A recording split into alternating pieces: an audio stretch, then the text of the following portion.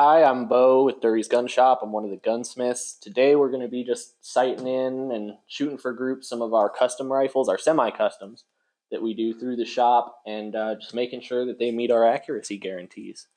So we're going to start with this one here. It's in 6.5 Creedmoor. I'm going to fire a 3-shot group at 100 yards, and then we're going to check and see how it does.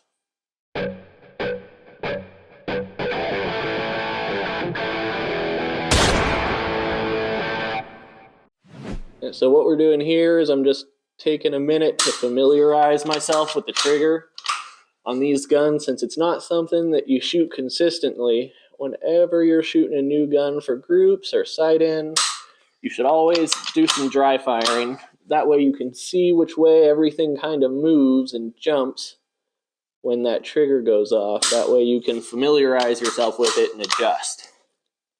All right, so what we're going to do here, since we're firing these for groups, you always want to load them one at a time, especially since in a lot of the cases with custom guns, you shoot for accuracy, then you do your magazine feed tuning, and that just gets you better consistency across the board once you know it can shoot, so you don't ruin all of it by having to take it back apart and maybe do some adjustment machining.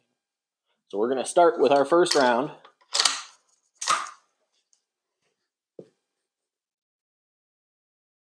Cover your ears.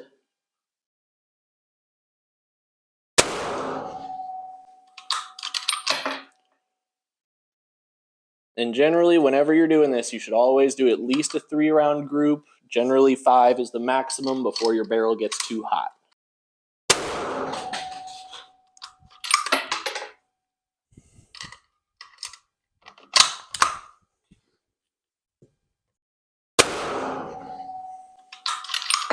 All right, so now that we've fired our 3rd round, we can go outside and take a look at our target and see what we got. Alrighty, so now that we're down here at our targets, we can take a look and see how that 6.5 shot.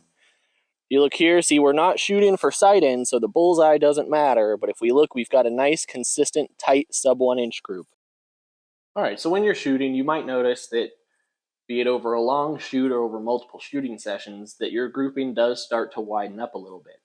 The number one cause of this in a standard shooting environment is going to be you fired too many rounds at once, too big of a group, too many groups, and your barrel has gotten hot. When the barrel gets hot, it gets malleable.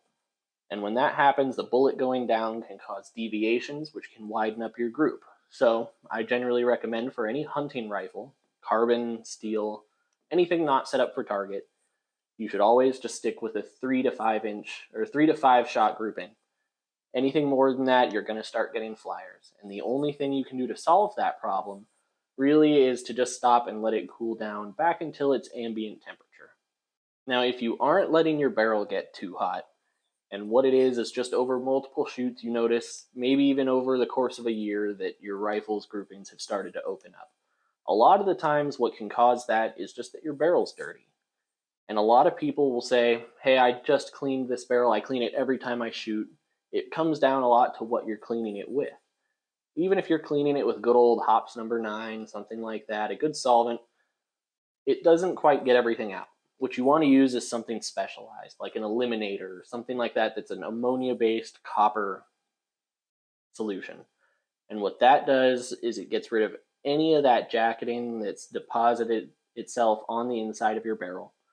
That can cause a lot of issues, and it amazes me how many times I've had people come in with bad shooting rifles, and getting that copper scrubbed out of there turns them back into fantastic shooters. Now, if you've done all those things, if you're not letting your barrel get hot, if you're keeping it clean, getting all the copper out of the bore, and it's still opening it up like that, it could be something more serious. It could be a free float barrel in your stock. It could be a bedding issue.